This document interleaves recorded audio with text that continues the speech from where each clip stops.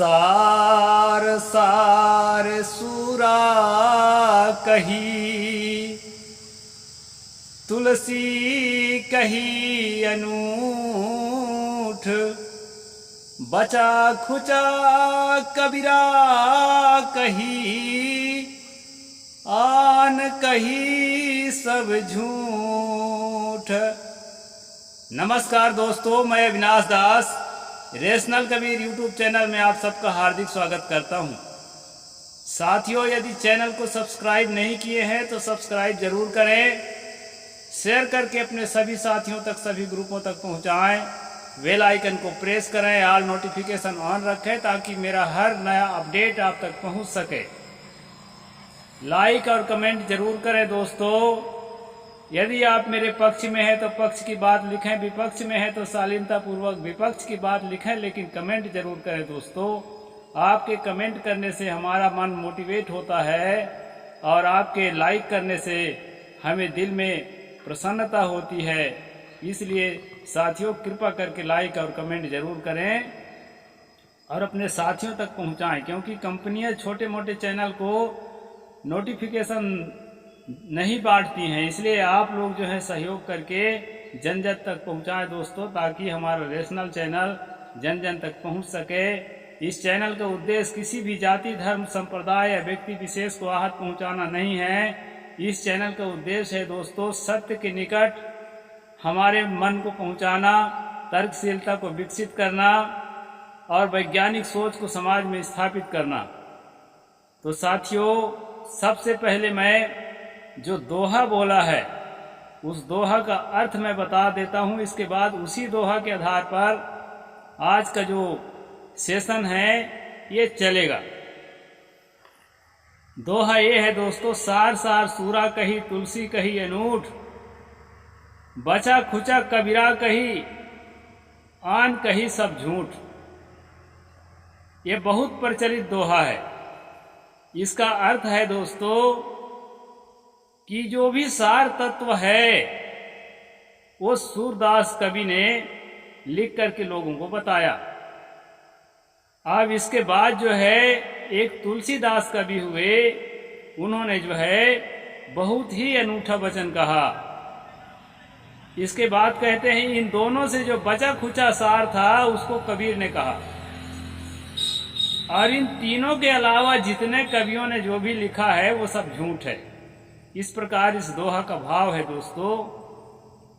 मैं ये दोहा के साथ नहीं हूं, आपको ये बता देना चाहता हूं, और इसलिए इस तरह का प्रसंग मैं लाया करता हूं ताकि हमारे जो खासकर पारक सिद्धांत के जो महात्मा हैं, जो बहुत ज्यादा दिग्भ्रमित हो गए हैं, यानी कि भक्षक को रक्षक समझने लगे, और यहां तक छत्तीसगढ़ में तो मुझे लगता है कि मैं अकेले इस मूवमेंट को आगे बढ़ा रहा हूं।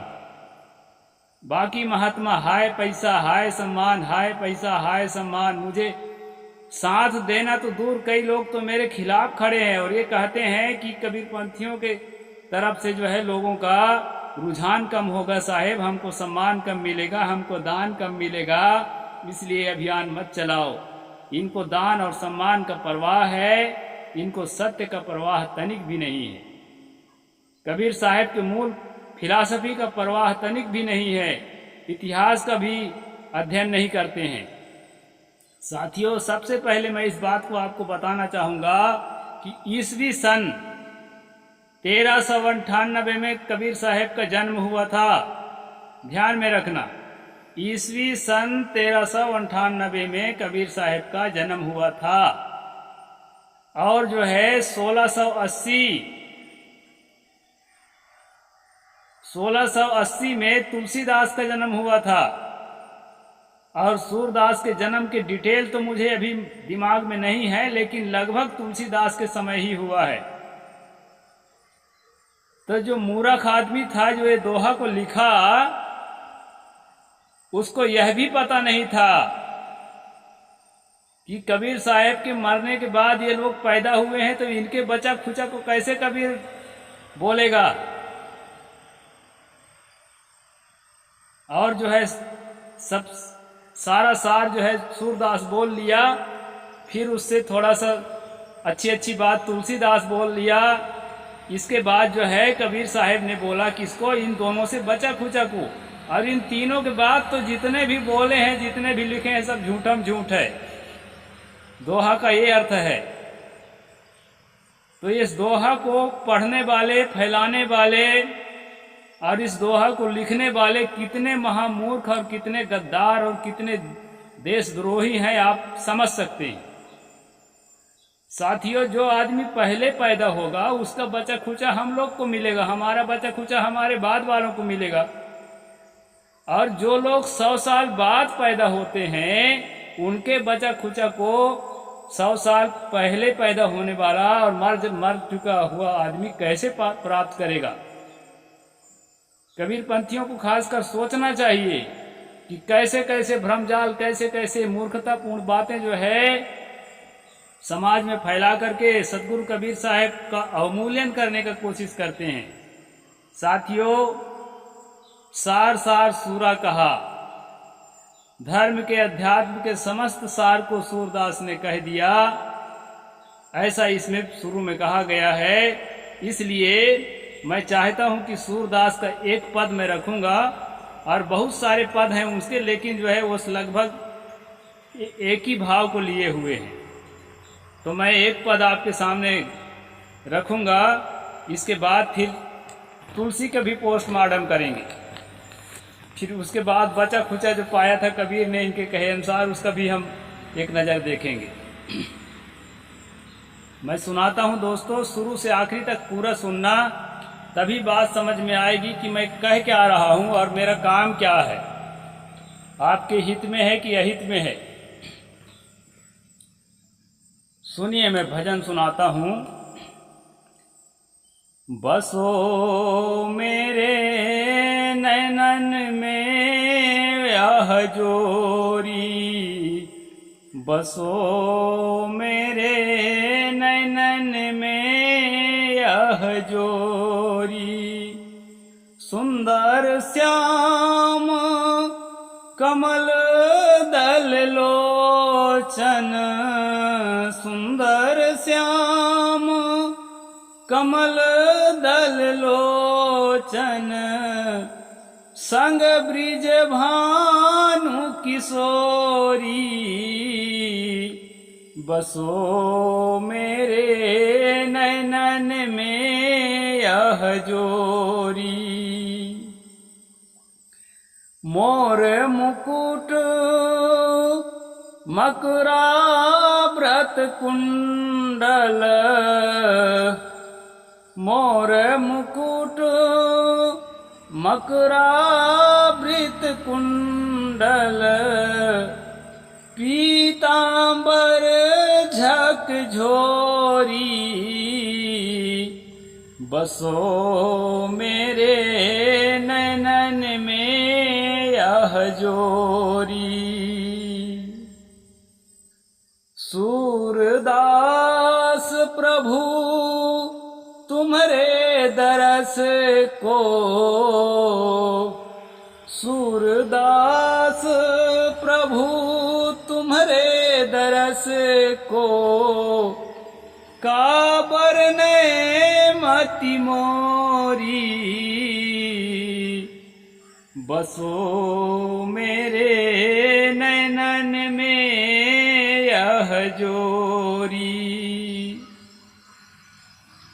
हाँ दोस्तों, मैं इसका अर्थ बता देता हूँ संक्षेप में, गा के तो सुना दिया और बहुत गाते हैं साजबाज के साथ लोग, आप सुने होंगे। इस पद में सूरदास ने कहा है कि मेरे आंखों में यह जोड़ी बसी हुई है। और वैसे जितने भी भजन हैं उसमें राधा कृष्ण के जोड़ी और गोपियों के रंग रास, इसी पर जो है सूरदास का फोकस है दोस्तों। उन्होंने कहा कि मेरे आंखों में यह जोड़ी बसी हुई है, सुंदर जो है श्याम बदन और जो है कमल दल लोचन, आंखें जो है कमल दल के समान आंखें, और कहते हैं पीतांबर झकझोरी, ये पीले वस्त्र जो है झकझोर देने वाला सुंदर रूप दिखाई पड़ता है। ऐसा जो है इन्होंने वर्णन किया। और कहते हैं मोर मुकुट सिर में जो है मुकुट लगाए हुए हैं मोर पंखों का, और जो है गोल गोल कुंडल जो है कान में पहरे हुए हैं, और जो है इस प्रकार वर्णन करते हैं दोस्तों। और आगे कहते हैं कि सूरदास का तो बुद्धि छोटी है, भोली मती है, कैसे भगवान के रूप रंग का मैं वर्णन कर सकूं। इस तरह से सूरदास का यह सार है। दोस्तों, आपको विचार करना होगा कि जिस आदमी का पूरा दिलो दिमाग एक किसी व्यक्ति विशेष के प्यार मोहब्बत में या एक किसी व्यक्ति विशेष के परिवार में सिमट गया हो, पूरे कविता को देख लीजिए, एक व्यक्ति विशेष के रूप रंग के वर्णन में, उसके सुंदरता में जो खो गया हो, उसके पत्नी के या उसके गर्लफ्रेंड के सुंदरता में जो खो गया हो, ऐसा आदमी समाज के सार सार को कैसे कहेगा? इस पर आपको विचार करना है। और दूसरी बात जो है, सूरदास दोनों आंख से अंधा था बेचारा। कुछ लोग तो कहते हैं कि स्कूल कॉलेज से जाती हुई सुंदरिया कन्याओं को जब जवान जवान देखा तो उसकी नीयत फिसल गई, तो वो जो है कहा कि अरे आंखों से ही देखते हैं तो नीयत फिसलती है, इसलिए अपने आंखों में सुई चुभाकर फोड़ लिया, ऐसा भी कहते हैं। चाहे जो हो दोस्तों, चाहे जन्म से अंधा हो, चाहे बीच से अंधा हो, लेकिन बेचारा दोनों आंख से अंधा था। जैसे अभी हमारे रामभद्राचार्य दोनों आंख से अंधा है। इस प्रकार से दोस्तों अंधा होना बुरा नहीं है, क्योंकि प्रकृति का देन है या कोई आकस्मिक दुर्घटना का देन है। इसके लिए हम करुणा दिल में रखते हैं, इनको बुरा नहीं कहते, लेकिन इनके कुचालों को बुरा जरूर कहते हैं कि समाज में अंधविश्वास फैलाना, समाज में तर्कशीलता को नष्ट करने का प्रयास करना, अपनी बुद्धि के द्वारा जो है समाज में जहर घोलना, हिंदू मुसलमान करना, इस तरह की बातों के लिए जरूर हम खिलाफ हैं। तो साथियों, सूरदास जो है आंखों से बेचारा अंधा था, लेकिन दिमाग उसका तेज था, और तेज दिमाग से वो समाज में भ्रम फैलाता था। यानी कि एक व्यक्ति विशेष को समाज को केंद्रित करना चाहता था, एक व्यक्ति विशेष में, कृष्ण में। उसको लगता था कृष्ण ही सब कुछ है और दुनिया के लोग तो ऐसे हैं,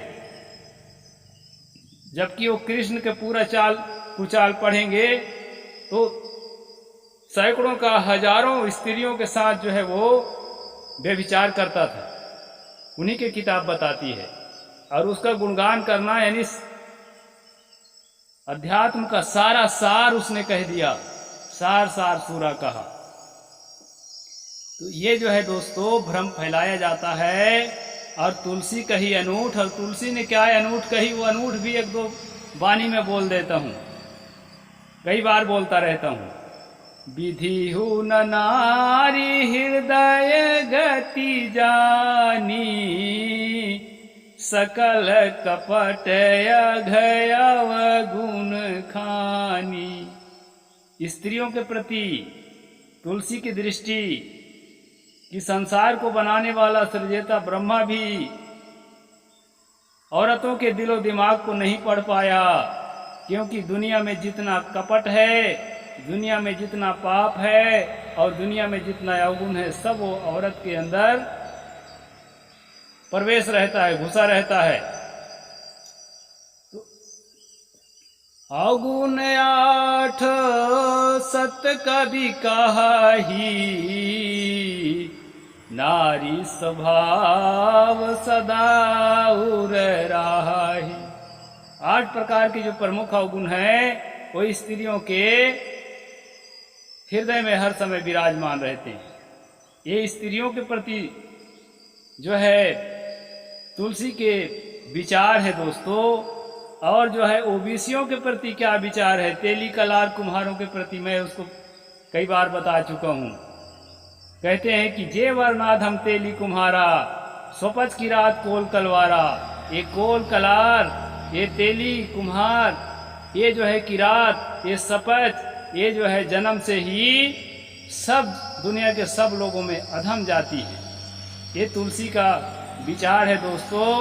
और कहते हैं कि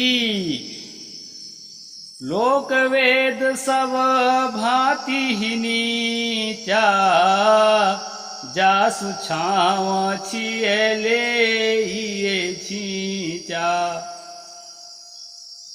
निषाद के मुख से कहवाया है कि लोक में अर्थात संसार में, जनता के मानसिकता में मैं नीच हूँ और वेद में भी मुझे नीच कहा गया है, ऐसा निषाद कह रहा है। मतलब वेद शास्त्रों में भी मुझे नीच ठहराया गया है और जो है आम जनता भी मुझे नीच कहती है।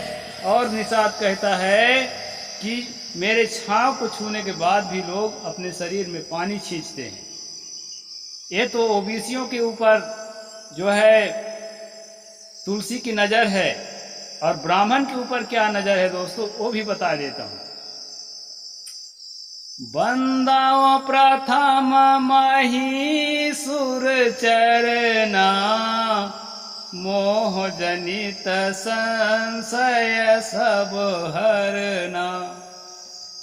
हे धरती के देवता, हे ब्राह्मण देवता, मैं तुम्हारे चरण कमलों की वंदना करता हूँ। मेरे जीवन में मोह से पैदा होने वाले सब तरह से कलुषित मनोविकारों को हरण कर लो और मेरे सब संशय को हरण कर लो। ये ब्राह्मण के प्रति तुलसी का विचार है दोस्तों। और राम का विचार तुलसी के माध्यम से क्या है ब्राह्मणों के प्रति, वो है सापत ताड़त परुष कहंता, विप्र पूजो अस गावहि संता। यानी मारता हो, पीटता हो, श्राप देता हो, गंदे शब्द में बोलता हो, आचरण से भ्रष्ट हो, पूजिए विप्रशील गुणहीना, सब तरह से आचरण भ्रष्ट हो, फिर भी उसके चरणों की पूजा करो। ये जो है ना तुलसी कही अनूठ, मैंने दोहा बोला था, सार सार सूरा कहा, तुलसी कही अनूठ। इन बदमाशों को प्रमोट करने के लिए जो बदमाश लेखक हुए हैं, जो धूर्त लेखक, देशद्रोही लेखक हुए हैं, इनको प्रमोट करने के लिए ऐसे दोहा लिखा जाता है दोस्तों। और कहा जाता है कि बचा खुचा कबीरा कही। कबीर जो इनसे पहले मर चुके थे, इनके बचा खुचा को कह रहे थे। और कबीर क्या कहते हैं वो भी मैं बता देता हूँ। एक दो पद जब रखा हूं तो उनका भी रख देता हूँ। एक त्वचा हाड़ मल मूत्रा, एक रुधिर एक बूंदा, एक बूंद से सृष्टि रची है, को ब्राह्मण को शूद्रा। सदगुरु कहते हैं कि एक ही प्रकार के त्वचा है, एक ही प्रकार के मलमूत्र है, एक ही प्रकार के मांस है, हड्डियां हैं, और एक ही प्रकार के चेतना है, सब में एक ही प्रकार ज्ञान का विकास है। तो कौन ब्राह्मण है, कौन शूद्र है, सब एक हो के रहो। को हिंदू को तुर्क कहावे, एक जिमी पे रहिए। कौन हिंदू कहला रहा है, कौन तुर्क मुसलमान कहला रहा है, मिल बांट कर खाओ और एक धरती पर रहो। ये है कबीर का ज्ञान दोस्तों, आज से 600 साल पहले का ज्ञान। और जो है कहते हैं हिल मिल रहना, देकर खाना, नेकी बात बताते रहना। आपस में हिल मिल कर रहना और जो है बांट करके खाना और अच्छी अच्छी बातों को, ज्ञान की बातों को, जीवन के कल्याणकारी बातों को एक दूसरे को बताते रहना। अमृत केरी पूरिया बहुविध दीन्हा छोड़, आप सरीखा जो मिले ताहि पियावो घोर। सदगुरु कहते हैं कि अमृत की पुड़िया को मैंने अच्छी तरह से खोल करके रख दिया है और तुम्हारी तरह जो तर्कशील हो, जो समझदार हो, जो सच्चे दिल का हो, जो मानवता के लिए हितकारी सोचता हो, उसको भी यह बात बताना और सब मिलकर के समाज में एक अच्छा वातावरण पैदा करना। यह है दोस्तों कबीर, जिसका जो है ये लोगों ने कंपेयर किया है किसी बदमाश लेखक ने, उसका मैंने खुलासा कर दिया।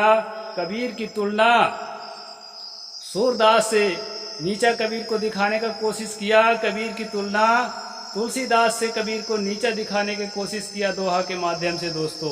लेकिन मैं साफ साफ कह देना चाहता हूँ और डंके के चोट पर खुलेआम कह देना चाहता हूँ कि सूरदास और तुलसीदास को तो छोड़ ही दीजिए। सूरदास का जो परमात्मा कृष्ण है ना और तुलसीदास के जो परमात्मा राम है ना, ये इनके परमात्मा भी कबीर के चरणों के धूल के बराबर नहीं हैं। उनके चरित्रों को देखिए और कबीर के चरित्रों को देखिए। इतना परम पवित्र जीवन, परम पवित्र मन, परम पवित्र वाणी, और उनके फॉलोअर आज भी परम पवित्र जीवन जीते हैं। उनको नीचा दिखाने का कोशिश करते हैं दोस्तों। इसलिए थोड़ा कड़क होकर हमको कहना पड़ता है, नहीं तो हम दिल से एकदम सीधे सरल और मानवता की हितकारी बात हर समय सोचते हैं। इसलिए मैं इस वीडियो के माध्यम से बताना चाहता हूँ कि चाहे भगवान तथागत बुद्ध की बात हो, चाहे स्वामी महावीर की बात हो, चाहे सदगुरु कबीर साहब की बात हो, चाहे गुरु नानक देव की बात हो, इनके विचारों में अंतर है, इसको हम स्वीकार करते हैं। लेकिन दोस्तों, ये सब के सब महामानव जीवन की पवित्रता पर ध्यान देते हैं, समाज के एक अच्छे वातावरण पर ध्यान देते हैं। तो ऐसे लोगों को मैं नमन करता हूँ। और जो लोग समाज में जहर फैला रहे हैं, अपने आप को भगवान कहला रहे हैं, अपने आप को भगवान के भगत कहला रहे हैं, उनसे निवेदन करता हूँ कि अपने बुरी हरकतों से बाज आकर के और सतगुरु कबीर साहब के सच्चे मार्ग को पकड़ करके अपने जीवन को पवित्र बनाएं और समाज में पवित्रता का प्रचार करें। साहिब बंदगी। जय जोहार, जय भीम, सत श्री अकाल, जय भारत।